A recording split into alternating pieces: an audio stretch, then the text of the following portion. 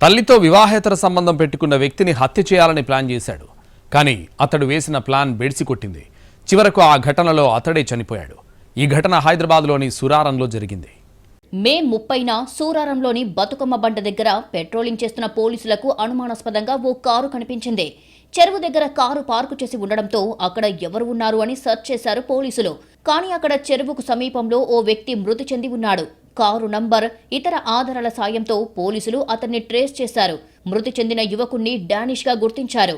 జగద్గిరిగుట్టలోని శ్రీనివాస్ నగర్కు చెందిన మహమ్మద్ బిలాల్ అదే ప్రాంతంలో ఒంటరిగా ఉంటున్న 3 పిల్లల తల్లితో వివాహేతర సంబంధం పెట్టుకున్నాడు.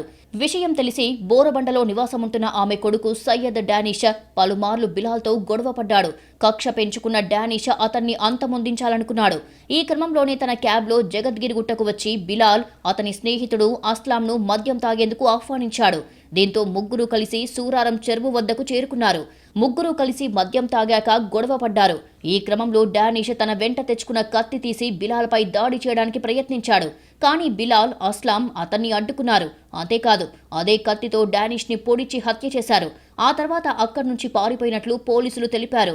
2 నిందితులను పట్టుకున్నట్లు వెల్లడించారు. వారి వద్ద నుంచి హత్యకు ఉపయోగించిన కత్తితో పాటు రక్తంతో కూడిన బట్టలను స్వాధీనం చేసుకున్నారు.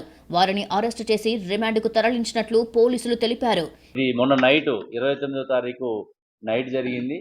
ఒక అక్రమ సంబంధం మధ్య జరుగుతున్నటువంటి గొడవల్ని దృష్టిలో పెట్టుకొని నేరస్తులు మహమ్మద్ బిలాల్ మరియు మహమ్మద్ అస్లాం ఇద్దరు కూడా జగద్గిరిగుట్టకు చెందిన వాళ్ళు.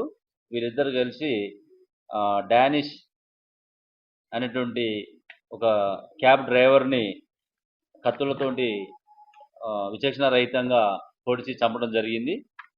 ఇందులో కూడా వీళ్ళిద్దరిని అదుపులో తీసుకున్నాం. వీళ్ళకి గత చరిత్ర అయితే ఏం లేదు, నేర చరిత్ర. చంపేద్దామని ఆవేశంతో వెళ్లిన డానిష్ అతని ప్రత్యర్థి చేతుల్లోనే బలయ్యాడు.